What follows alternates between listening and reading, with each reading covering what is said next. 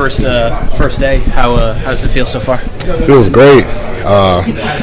First time being in Cincinnati. Got here yesterday and got on the field today and got to move around. It was a little chilly, so I wasn't used to that, but it was a great experience. Just getting out there, moving around, getting coached up. So yeah, it was super fun. What are the first couple things that you're focusing on in these first couple days? Yeah, diving in the playbook. Just kind of learning a whole new defense, different from what we did at Clemson. Some similarities, but just a whole new terminology. So just really just trying to dive into the playbook and pick up on their verbiage and try to get on the field. So just been trying to dive in the playbook. What was it like signing your contract yesterday? Oh my gosh, it was probably the second most surreal moment of my life. Number one, I would say is getting that call on draft day, but yesterday was special and a moment that I'll probably never forget the rest of my life. And I immediately called my parents after and filled them in. But it was a super special moment. So I'm ready to get to work now.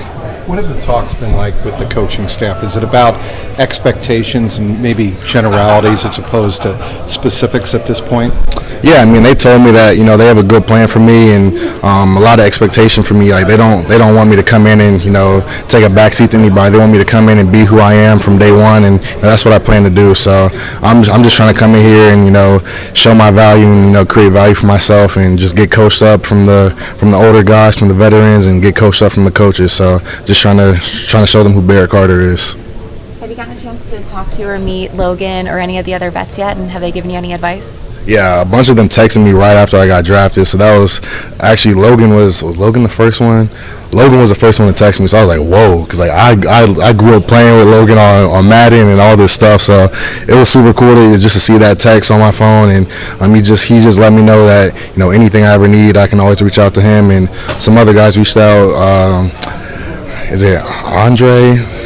The receiver, I don't know how to pronounce his name. Yeah. He reached out to me, Chase Brown, so a bunch of guys reached out. So it was super cool just to know that, I have them in my corner coming into a new place. But, it was definitely a surreal moment seeing that text on my phone for sure. How long do you think the wow factor lasts? And when that wears off, how much are you looking forward to just getting down to the business of learning?